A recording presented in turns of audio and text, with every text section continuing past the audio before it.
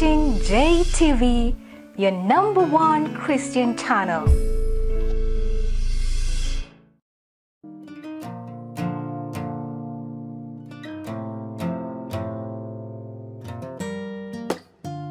This program has been rated GE.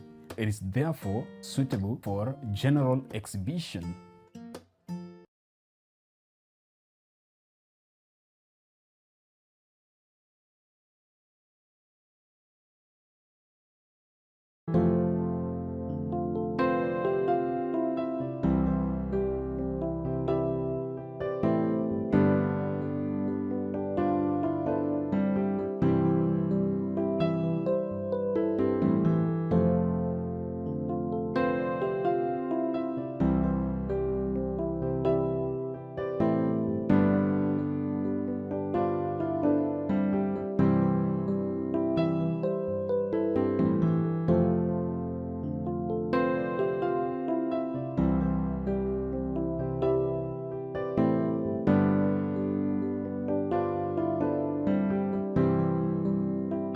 Yes, ladies and gentlemen, friends and partners, I hope you're a partner of this station, by the way. If you're watching me and you're not a partner, can you go right now and become a partner? So, welcome once again to another session where we're having the transformational talk. And with me today is a wonderful lady. I don't want to say her name. I want her to introduce herself. She will tell us her full names, what she does. And then from there, we will just dive in, okay? We are going to be blessed. We are just going to have a wonderful time. Can you text someone? Can you call your friends? Tell them to switch on. And especially the youths out there. Today, we are just going to be talking. Not that if you are not a youth, you change the station. But we are really going to focus more on the youth. So without saying much more, I first want her to introduce herself. And then I'll continue with the rest of the program and tell us how today we're going to be blessed. So, Madam Karibu, tell the viewers your name. Yeah, this is the place you can market. Unaambia hata kama uko na duka kuja ununue. So, yeah, Karibu. Asante sana. Yeah. Oh, thank you very much. I'm grateful for this opportunity to join your station and to speak to the youth. A passionate program for myself. Okay. I'm Catherine Wanjiku Kanyori, a teacher by profession and a counselor also. I deal with the youth in all forums, in all areas, and it's something that I've been very passionate about, having been a teacher for close to 20 years. Wow. So I've seen them grow, I've seen the challenges they go through, and I've seen areas that they need at least support. Yeah. Yeah. Wow. So we are really going to have a wonderful time today. It's true. And I even got rumors that used to be the teacher of one of us here, Mwenyako huko nyuma, they're somewhere in the studio. True. But you'll tell us later when mlikuwa mnamnyorosha, because I'm sure alikuwa pengine wale wa kuruka fence. So sitamsema jina, si ndio leseni. So we are going to have a wonderful time as we continue. Yes. But today we just want to focus on, especially right now, even if you look at our country, we have such a carefree Yes. set of youths. People don't care nowadays. It's like parents gave up. Now the teachers are the ones who are being blamed. And given your vast experience teaching for 20 years, I'm sure you've seen so many characters. You've dealt with so many types of youths and all that. Yeah. So maybe we could start there. What do you think could be done, especially to the current trend of youths who are just carefree? Is it affirmation they're looking for? Is it love? What could they be missing that they're trying to vent out through drugs, alcohol, and all this funny type of music that is coming out? What could the youth be lacking? Thank you very much. Yeah, indeed, as you've said, we are having a problem with the youth, especially like they are losing direction. In the earlier years, we had a lot of mentorship program in the society, where we had uncles, aunties, grandmas, and grandfathers taking care of the kids. Our parents were kind of not so busy. Yeah, after the Beijing conference, women right and all these things, so many women have ventured into maybe employment, maybe business, and it's not a bad thing, it's actually a very good thing. But then balancing the two has become kind of a problem.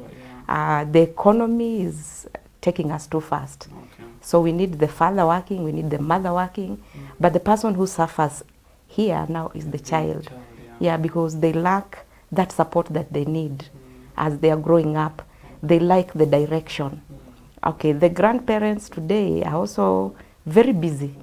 So the idea of, some time back we used to take our kids to what we call the shags. Yeah, kushagua na kana guka kidogo. Today, Guka is also very busy. So it's either you stay with your kids, or if you take them there at shags, Guka is also still busy. So we are kind of lacking that person who will walk with the child from childhood all the way to adulthood. Yes. Okay, and I read somewhere, there's someone who was even showing that documentary that in Japan, the professors teach the young children. Oh, yeah. And then as you go in the universities, you find that most of them are taught by teachers because they want to invest in that small child. They say that if you don't, I think kuna metali samaki mkunja angali mbichi. Yeah, so true. I think that's why they're investing so much. You wonder why are professors teaching 5-year-olds? And in Kenya it's the other way around. Professors are the ones who are teaching in the university. So could you also say maybe it's a problem that started way early? That maybe we are trying to bend these youths, and from 5 years old this is how they've been. So is it a growing up problem, or it's something we can change even when they're 17, 18, 19? Or do we apply like Japan? We start teaching our young ones with professors and professionals who can really nurture them at an early age. Yeah, when a child is born, in psychology we are told the brain is tabula rasa. It's very empty. So at that early stage, that is where we build the foundation. But unfortunately, that foundation in Kenya is a bit weak. Yeah, so we try making the child a better person when they are already grown, when they are already set in their ways. So it becomes very hard. Actually, like you've said, samaki mkunja angali mbichi, it becomes very hard to now bend this child after now they attain age 15, age and 18 and above. So I think, and the government is actually doing something about it, whereby now this preschool is now actually being taken over by the government. They are giving it a lot of attention. Initially, it was run more like in the private sector. So right now, they are very keen, even in the early stages of learning. But now, when a child goes to school, that is also a bit too late to teach the child. It's supposed to start right from when the child is born, how the parent will nurture the child. Yes. And then I think I'll ask, I've seen a youth here, I told people to just send me their questions, the youth especially, and this is Frida Dust. You know, they are saying, now maybe you're better placed to speak on, I don't know if they want you to speak to the parents, because so many youths are telling me that, especially during this COVID lockdown, their parents were extra strict. They are very tough on them. And then we had so many cases of even people becoming suicidal and depressed because now you're under 24-hour supervision. You know, before they used to be in school, they can be cheeky a little bit here and there, but now they were saying they were in the house, the timetable is there, it is strict, it has to be followed. So someone was actually telling me for her, she felt she even became rebellious because the mom was too strict. Okay. So now maybe on the parent side, because I know you're a teacher, how can you address parents? Because parents like leaving that responsibility to teachers. Yeah, true. You take care of my son or my daughter, but have the parents also played a part in this neglect? Because like this one is saying she feels she became rebellious because the mom was just strict, talking to her like military instead of understanding her. Maybe you can also touch on that. Okay, thank you. It's true. Parenting actually starts with the parent. It's the responsibility of the parent.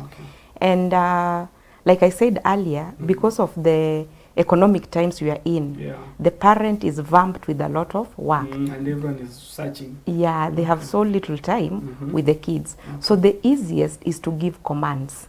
So you command the child, do this, do that. But you also need to give the child room. Also to express themselves. So they also say that all work without play makes Jack a dull boy. So when a parent will sit down with the child and they discuss, in fact when they are drawing up the program, say the the learning program at home, it should be with the child in mind. Let the parent and the child sit together and then map out how is your study going to happen. Because this child also needs a social time, because she's supposed to grow, or he's supposed to grow as an all-round person. So if you concentrate on one side of life, then the other one will be neglected. Okay. And so when this child goes, or this teen goes out, the part that was neglected, the social part, he will actually be shocked. And now he will get into behavior to conform with people who have already gone through those stages. So it is very important that a parent and a child, they sit together and now they map the program. Okay. Yes. I hope Frida's gotten help over there. Because most of them usually just send me the questions on Facebook. So some of these questions I'd said I'll probably save for this forum. Others they usually just ask when I'm doing the morning inspirations. Okay. And especially I get questions from people who've just finished high school. And they're telling me they feel like they're a disappointment because they've not gotten the grade they wanted to get. So someone, this one is from Kikuyu. Watu wa Kikuyu, asanteni. This one is in Kikuyu and anasema kazi yake sasa ilikuwa ni kwenda tu kwa shamba because the dad became discouraged the moment he saw the grade. So he's asking whether it is advisable mtu sasa akianza kuamua kwenda in the line of their gifting, like maybe he now wants to do farming because he's telling me they have a very big farm in Kikuyu. He wants to focus more on farming. So in a way I feel like he wants to give up on education. Ni kama anasema since I did not get the A, can I now focus on my skill set? Because there are so many youths who are saying me I want to be a footballer. But mzazi amesema hapana. You have to get an A. So how do we help this young man? Because ni kama ameanza kuangalia hiyo shamba na naona instead of focusing with my kadi, let me go and farm. First of all, as a teacher, I would say education is crucial. Okay. Because even as a farmer, you are an entrepreneur. Yeah. So as an entrepreneur, you need to look at the business side of things. Okay. So you need to know how the books of accounts are balanced. You need to know how to talk to customers, look for market and all that. And having completed maybe the O levels and scored whatever grade they did, the government has been considerate enough. And we have levels or colleges for all students, no matter what you scored. And if he's actually thinking of doing agriculture, then he can go to a polytechnic. Yeah, he can be taught, or there are very many polytechnics coming up within the villages. Yeah, he can be taught an art. Or a craft. Just giving up on academics altogether. Yes. And even in the current times, agriculture is not just a djembe and seeds. You have first of all to plan it on paper before you put it on the ground. Because again, you need to search for market. You don't just go to the market blindly. You might actually end up getting losses. Because today we are even doing international trade. So you can plant whatever it is that is very marketable at the moment. Okay, I've seen people maybe doing that traditional kind of farming where the whole village or the whole location has planted one type of crop. Then when it comes to harvesting and selling, the market is flooded. So that's where we need education. Yeah, this person has to go to school and this person has to embrace the grade they got in the long run. In the long run. Yeah, maybe before we go on a break, I want us to take one more. There's someone, this one I think had sent me the question some time back. She's saying she got pregnant during this COVID and she doesn't know how to open up to the parents. Okay. Because she feels she will not go back to school. She's a Form 3. Okay. So now these are the challenges I'm telling you. Yeah, the parents have no idea. They are busy looking for money, knowing their daughter is going back to school. But kumbe their daughter has also become a parent. Wow. In itself, okay, first of all, it's not a problem. Okay. Yeah, the girl should accept what has happened. Because if again we dwell on the problem, yeah, we might lose the girl. And she might even lose hope for. Yeah, completely. Yeah. So the thing she should do, first of all, that's why we said parenting is very important. Because when you establish rapport with your child, then this child can come to you with any problem. Yes. But if that has not yet happened, then this girl probably has a pastor, probably an auntie, or maybe a friend to the mother or the father, who the mother respects or who the parents respect. She should open up to such. Yeah, within the society where she comes from, there must be someone like that. Let her open up completely. And then send this person as an ambassador of this information to the parent. And the person being sent should also be very well informed as far as how to break such news to parents is concerned. Because again, the style that in which it will be broken might make the parents accept the girl or become even more infuriated. So, and again, it is not the end of education. Yeah, having gotten a child, actually, even in our country, the government has said these children should go back to school, because having a child does not mean end of the road. Yes. And viewers, if you're just watching, just to let you know, in fact, she can bear witness. Most of this question, I did not send you the question. I just gave her an idea that you're going to be talking about youth, because I did not want it to look like it's choreographed, like it's practiced. So you can imagine the content she's sharing. They are not questions I've told her, hey, before we go on camera, there's this girl. These are just things she's hearing them now. Yes. Because people send me a lot of questions on my Facebook. Sometimes I respond. If I've not yet responded to your question, don't worry. If we don't cover it today, I believe we shall still have another time. I will find a way of even getting her to even come to some of the conferences we do. She can come as a speaker. But what I'm saying is, you can see we are just talking from the heart. It is not something practiced, that these are answers which are just there to make you feel good. But these are practical things. So for those who've written in, even this girl, don't feel hopeless, okay? Umesikia. Getting a baby, it's not the end of the road. And I'm sure even the man who's responsible, probably for him, is continuing very well with his studies, because there's no evidence. You know, that's the problem. The man will continue. You can't look at him and say he has just given someone a child. You'll only blame the lady yet. Yeah.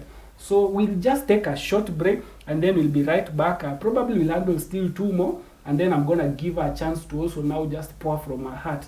I know if I give you a chance, people can ask questions until tomorrow. So keep it here. I hope you are texting your friends. Call someone, tell them to tune in, because we are really going to help. And I'm sure even parents are really getting helped by this. So don't go anywhere. We are taking a 1-minute break, and then we'll be right back.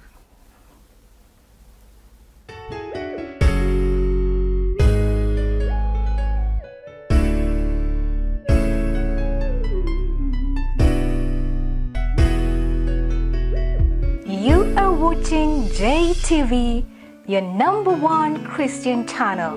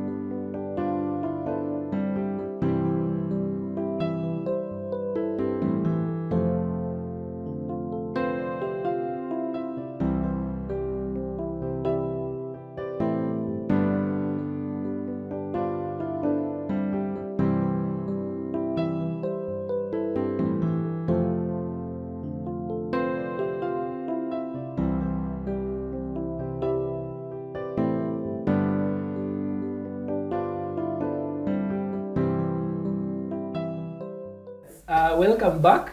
I hope you didn't go anywhere, as I said, because when you switch to another station or another thing, you might forget to come back, okay?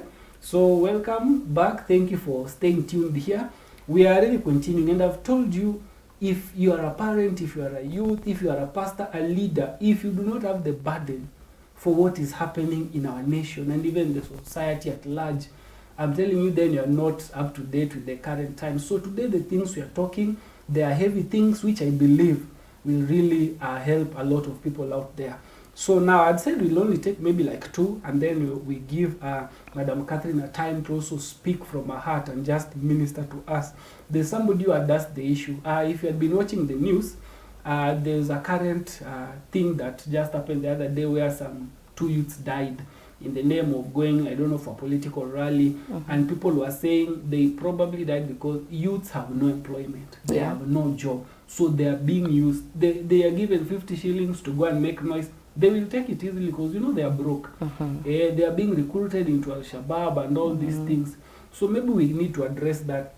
Should we change our perception as the youths? Can the youths maybe stop saying there is no job and try to do something? Or what could also be the way forward even for us as a society? Is it only putting pressure on the government to give them jobs? Yet somebody was saying nobody forced those people to go there. Yeah, so true. It was a very sad issue, but it's reflecting what is happening in the society. So someone also said we talk something about the joblessness and the idleness of the youth. How can that maybe be overcome? Yeah, true. Thank you. It's true, the youths are jobless. But again, we need to look very keenly on what joblessness means. Maybe our orientation has been wrong. When we go to school, we go to school with an aim of getting a job. And that is actually where we go wrong. School is supposed to equip you with skills to go and create. Yes. So when you get out of school, okay, those who pursue further education and all that, that is still fine. But even them, they should not seek for active employment. They should, at the back of their mind, be thinking how to create employment for themselves, and also maybe become mentors to others who are still finding their way. So at home or wherever these people are, we have jobs. It's only that, again, they have categorized those jobs. They really want these... they want white-collar jobs immediately. Yes, yeah, immediately. And looking at where we are heading today, we need people to get dirty, use their hands. That is where we are going. So go back to the farms, those who have farms. Like I saw also on television, some young man from, I think, Kisii. He has created his own radio station. So that means he is using his God-given brain to actually succeed. Because I often ask the youth, that job you're going to look for, there's somebody who thought about it and actualized it. So even these youth, they have ideas. And if they can, that's why the government has put aside the youth fund. So if you have an idea and then you approach even your area MCA or MP, this idea can be funded. And then, or maybe we even have businessmen who can support people with great ideas. So it's just that maybe we are afraid to think, or we don't have the right information on how to actualize our thoughts and our dreams so that we can make it a job. Yes. So tumezoea serikali saidia. Serikali saidia. We are so passive, we are not active. Yes. Yeah. But I hope somebody is getting something out of this. And now about training, I'll ask this because I remember there's a time we had gone to, I think somewhere in Limuru, Jumuiya Resort or something, is there in Limuru. There was some program which were being conducted by some white people. And they were telling us the problem with Africans, we want things but without the training. Yes. We just want to get into a job and we say, I will learn as I'm going. So even in our driving, drivers learn as they are driving. They don't go to driving school. So could that also be part of the problem? Because those white people were telling us, they looked at even the people who are handling the youth. They are not trained. You see, like in the introduction, you said also a counselor. So you find a situation whereby the teacher who is teaching the youths, they are not even trained to handle youth issues. Like for us, we had, was it a chemistry or I don't know which subject it was, but we had a teacher who was teaching as though they've been forced to teach us. It's like amechapwa kamwendo wafunze, so you come and remove the, so they are not trained, they don't know how to talk to the youths, so youths are afraid. So could training also bring a solution, or is this thing just God given? You either have it in you, you are a teacher. People say teaching is a calling. Yeah, or they do. can it be trained?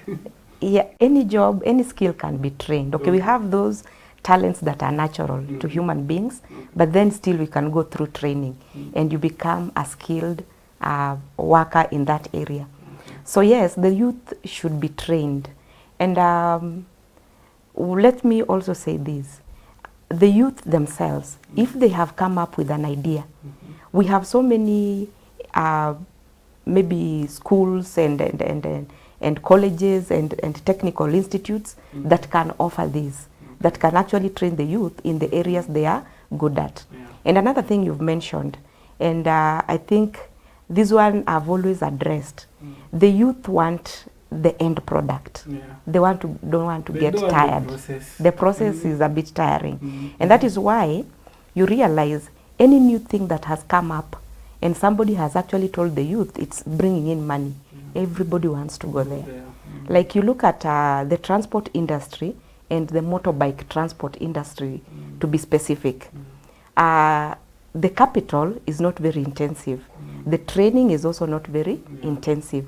So many youth, immediately after class 8 or form 4, they opt to go and do the motorbike transport thing. But then again, they don't look at where am I setting this business. Probably the village is small. Maybe those people who actually use the motorbike are maybe less than 100. And then at that motorbike stand, you find like 200 motorbikes. So meaning these people are actually serving just that small population, and the one giving service are way too many.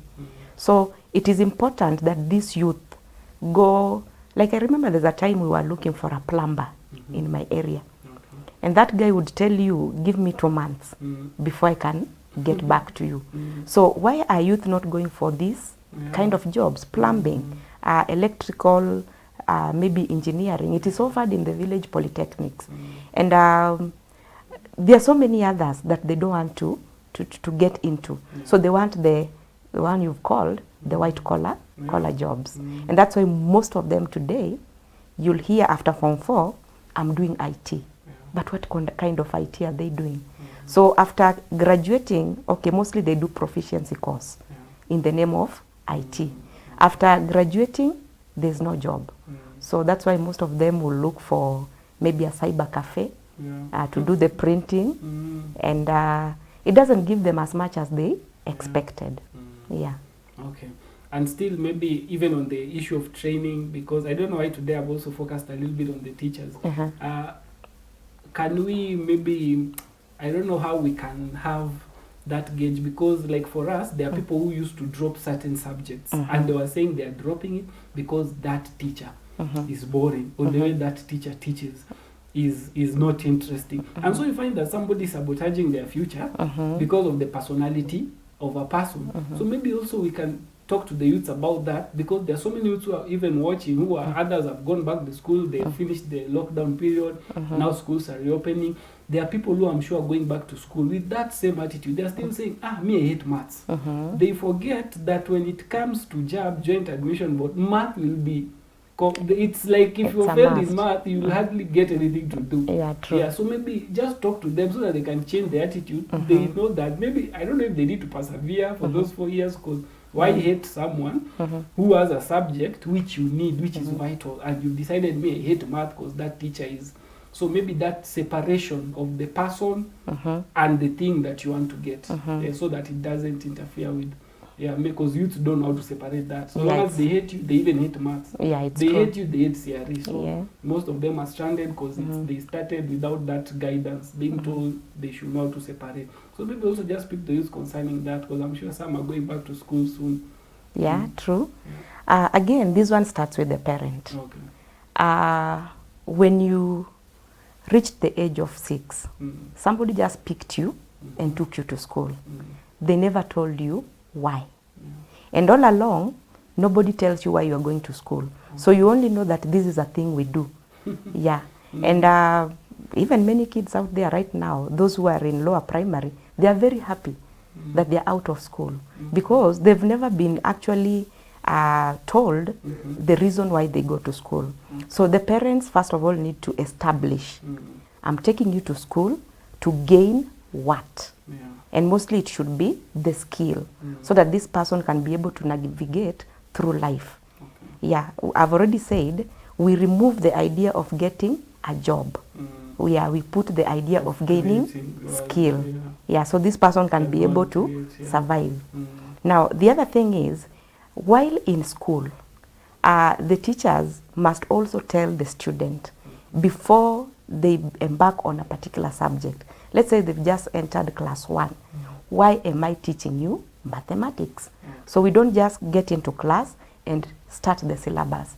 So for every subject, even when they get to secondary school, yeah, the teachers, of course, we have careers department, the guidance department, and they do a lot. And the student must also be taught by the parents that whatever they have, it has come through sweat, hard work. And the highway to success is never smooth. So it's a lot of sacrifice. So these students should be, or youth should understand that to get to that place you want, you have to really sacrifice. So I've always used this example. When you're boarding a matatu, you don't have to fall in love with the driver. You don't even have to fall in love with the conductor. You don't even have to possess the matatu. What you are interested in is for the matatu to take you to point A to point B safely. So similarly, when you get into school, your work is not to fall in love with the teacher or fall in love with the school or fall in love with the whatever else. Your work is to use these things that have been put at your disposal, that is the teacher, the school, and everything else, to get you to where you want. So the conflict between a teacher and a student should actually not exist, because you must establish why the two of you are actually coming together. Yes. And so long as you know you're going to get to your destination, it's not mandatory you have to, as you say, to fall in love with that person. Yeah. Wow. So I hope they are really listening and they're getting something. So now I don't want to be, the questions I'm sure will not even finish. The mothers have started asking, of course, the issues of is it okay to have a person of the opposite sex in high school? I think this is the normal issues we've answered over and over again, boyfriend and girlfriend issues. And I think most just ask because they want a second opinion, but they already know. They have a clue of the answer. So about boyfriend and girlfriend, I think finish school first. Finish school first, and all these other things will get. So right now I just want you to talk to the youths passionately. Just talk to them. Kenyans are listening, the leaders probably, we don't know, the president might watch this clip. Hey, Mr. President. So they need to know we have the solution. They are busy getting experts from international communities. But I feel like the teachers in Kenya are even usually not that much appreciated, because year after year we'll hear some strike somewhere. Yet the people who do very little in office, we hear of money being embezzled. So even as you just speak with passion, let the leaders who are watching also know that this work you're doing, which some have referred to as a calling, it's not easy, but it is manageable. It can happen. So maybe just speak to the leaders and also to the youths at large. What can you do to change this carefree attitude that we have as youths, where if we die, we die. We are just going to go, and if we join Al-Shabaab, if we die, we die, because they're having the excuse there is no job. So maybe to overcome that carefree attitude and to start taking charge of their lives and their future. So just minister to them, and I'm sure they're listening. Somebody will get something. True. So there's this mantra youth have today of live fast, die young. Or some of them also say you only live once. YOLO. The YOLO thing. And I remember there's this musician called 50 Cent. He also said something like, you look for money or get rich or die trying. I think those, we can call them phrases, if taken positively, they can push somebody far. But so far, it's been taken very negatively. You only live once, for example, it means you do everything possible in your life to leave a mark in this world. I keep referring the youth to people who discovered the things we're using today. Yeah? Those people dedicated everything that there was in them. The people who discovered electricity, people like Michael Faraday and others. It was a dedication. They knew that if they don't live only once, they didn't have another chance to discover electricity or whatever else they discovered. So the youth today have taken that to another level. They've become kind of reckless with their lives, whereby we've had stories of students in boarding schools sneaking. There was a case one time where students left school in the wee hours of the night and they fell off a cliff and died. What were they going to look for?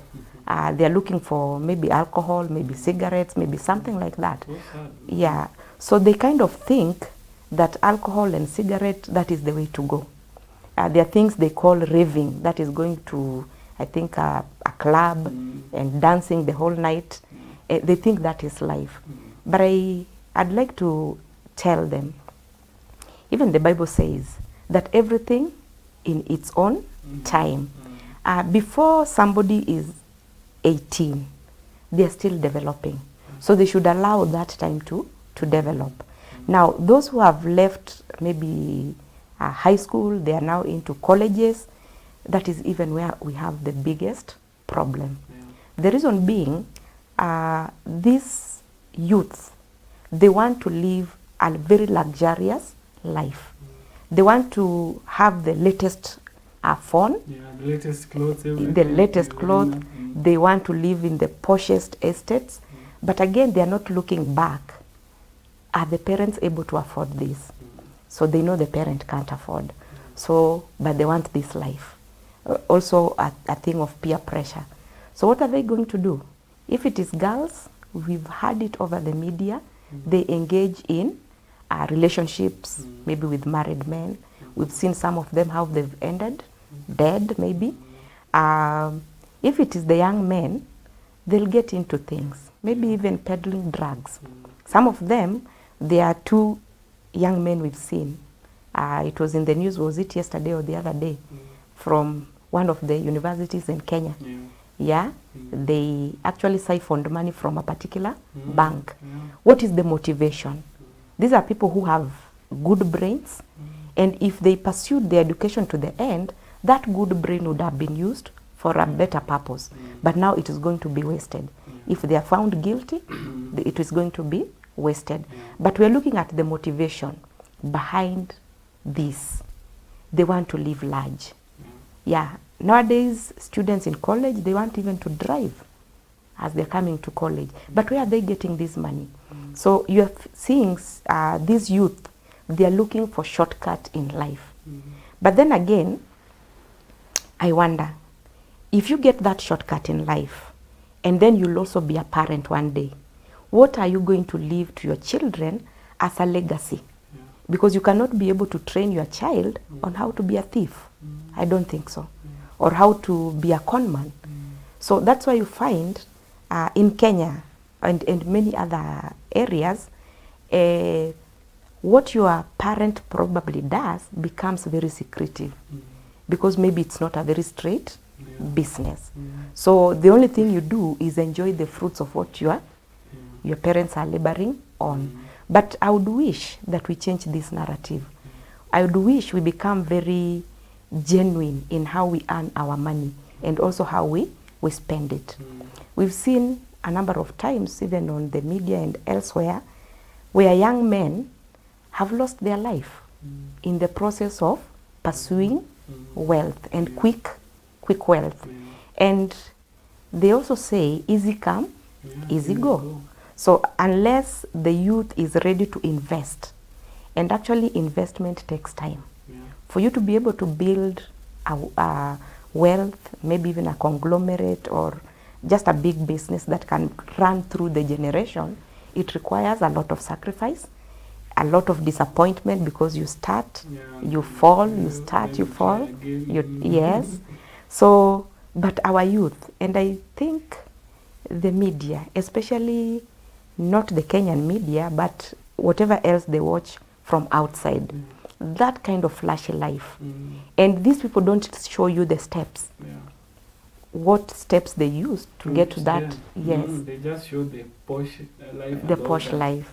Yeah, so our youth they are very in a hurry actually to get there. But if you look at the statistics, most people start becoming what we can call wealthy well in their 40s. Because the ages between 20, maybe even to 35 is the gathering stage. And this gathering requires a lot of patience, a lot of wisdom, and even the spending should be checked. Maybe I will also talk about even youths who are now working. What kind of life are they living also? Are they storing up for tomorrow, or are they spending everything? It's sad to say most of them are living on debt. The house they are living is on debt. The car they are driving, they are servicing a debt. The clothes they are wearing, they are servicing a debt. So this person lives 6 months before the salary comes. So when the salary comes, or whatever earnings they get, the work is simply to, and the players in the economy are also not making things easier. So they've been given platforms. You can do Fuliza, you can do Okoa, you can do... They're everywhere. Yeah. So you find, I thought it was a joke, that don't send money on this line, send on this other line, because this other line has... So you realize if this person is only 25, and he's already or she's already deep in debt. So when is he going or she going to create something substantial to hold on when they are older? So I'm seeing a scenario where when these young people, the current young people, get to the age of 50 and 60, they'll give up. Because that will be retirement probably time. That is the time they are being called grandparents. They have no place to stay. They have no backup wealth. They've not saved in any way because they lived a very flashy life at that time when they were supposed to be building wealth. Yes. So it is important that the parents and the church even and whoever else is close to these people to give them guidance. I talk to them and you realize nobody wants to start small. Everybody wants to start very big. So I remember there's a time I visited a friend of mine, very posh apartments, and nice cars parked out there. So I admired. The caretaker, my friend, told me, please don't admire. I pity the people who stay, because all of them are young. But all of them are always behind rent. Some of them are behind even 3 months. But they kind of, from the look, they have a very flashy life. They are chasing something, we can call it a mirage. They're chasing a mirage instead of accepting the reality. I even have a friend who, in the conversation, referred to somebody, you stay in that estate. She was annoyed. She was annoyed. There's a name she wanted the estate to be referred to. Because they want, like, somebody told me they were staying in a very nice place, paying about 25,000, a single person, no wife, no kids. But then the person told me, I need to move. Then I was like, why? Have you gotten a transfer? No. When I tell my friends of my estate, they don't understand. So what are you going to do? I'm moving to this other estate. How much are you going to pay? I'm going to pay 45,000. Then I did a quick math. This person earns about 75,000. So if he's going to pay 45,000, where is the wisdom here? Yeah. How is this person going to survive? So I think as parents and as mentors also, even when this person gets a job, they still need a sit down. A sit down, and you give them reality as it is. Yeah. Because as we are going, life is becoming more expensive because we are industrializing. And by the time we reach that peak of industrialization, everything is going to be very, very expensive. Just look around. Some time back, you could get a single room like this one for 2,000. Today it's going for 8,000, the same single room. So telling you that it's becoming expensive.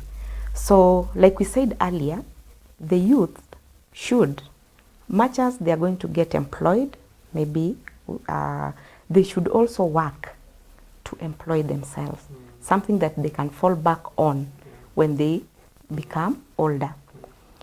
We've seen a very worrying trend in the recent past where the parent had gathered and then the parents are normal.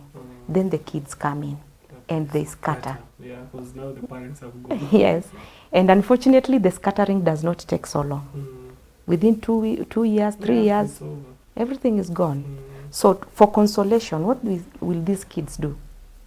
Or this youth do? So they get into some wayward behavior, maybe drugs, maybe some of them even commit suicide because you are used to a life of plenty and now all of a sudden. So I think we should borrow a leaf from our friends, the Indians. You'll always find their children in their businesses.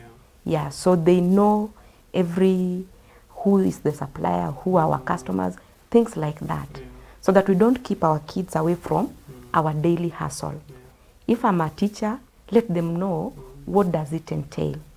If, for example, a parent, you're going to a bank to pay school fees, let that child accompany you. Let him or her see what it means to do this so that they appreciate money. You realize sometimes, let's say even the college kids, they keep asking for money over and over again. Why are they doing this? Because some of them do not know the pain of earning that money. Maybe you could say this COVID period, in a way, was also a blessing to some. Yes, because some engaged in business. So somehow they have first-hand experience of what it means to go the whole day without getting a customer. And yet you have to get fare back home, yet you have to eat lunch probably, or even buy a bottle of water. So now they are appreciating that indeed our parents do work hard. So I believe the country has actually done quite a lot in ensuring that the youth is taken care of. So if the youth will agree, already the government is doing a lot to demystify that problem we had with maybe polytechnics and everything, this tertiary institution. There's a time we had all leaned towards maybe a university degree, but then we had left a vacuum here. If you look at what the government is doing, they are empowering the TVETs, so that because the skills are now more needed in the society, and they form actually the bulk. Those who don't qualify to the university, they are the bulk. Yeah. So you started by asking a student who got a D, who feels like they are a failure. This child or youth is not a failure. They may be having in them a skill that is very crucial. Yesterday, as I was talking to some youth, I asked them, so somebody is a doctor and they want to set up a hospital. They can't set it up in a vacuum. They will require somebody to build, put up a building.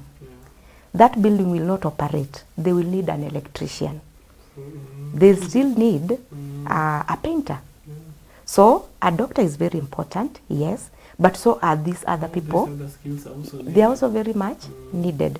So we complement, and everybody should be comfortable and happy where they fall. Those who pursue higher education, well and good. Those who fail to go there, they are not lost, and they are not wasted either. They have a place in the society, and actually a very important place in the society. Yeah. That's wonderful. So I hope they have heard. I told you some government officials could be listening. I know they have heard. So I think we shall still have another time. There's so much, there are so many questions I'm seeing I didn't get the time to answer. Yet when you're behind this camera, I'm telling you time flies. We're already almost an hour. But I hope people have gotten something, people have been blessed. I also want to ask, how can people find you? Because I'm sure somebody may still want to interact with you. Can they find you on social media? How can people find you maybe before so that they can even interact more? And even those who ask me the questions, I'll forward them to you. Some I'll spare them for next time when God gives us another opportunity. But how can people find you? I'll give them first my phone number. Okay. It is 07 10 11 86 99. Okay, you can repeat it again for 07 10 11 86 99. Okay. And then on Facebook, I'm Catherine Wanjiku. Okay, Catherine Wanjiku. Catherine Wanjiku, yes. Sawa. Yes. I'm thinking we'll still have to find another session because time has cut us before we finish so many things. And you have to finish by telling us that one of us who's there in there, was he a good student? So that as we are going off, we will know whether we are going to tease him or was he those teachers' pets, a very obedient one? Well, I can't say he was a teacher's pet, but he was also very ready to learn and quick to take corrections. But he was a good student. Yes. So thank you those who've been watching. Time has really cut us short, but I hope we could do this more and more. I will still find a way. I took Imbali to Tameleta to tell them, and I'm sure people will get more of their questions answered. And probably even a more set forum, because today we're talking so generally, but we're going to narrow it down to a specific topic. So as she has said, find her on Facebook, get interacting with her, and I'm sure you're going to be blessed even more. Thank you guys for watching, for keeping it JTV. I will meet again. Have a wonderful time. For me, I will meet with you again on The Inspiration next week on Monday. God bless you. Amen. Yeah.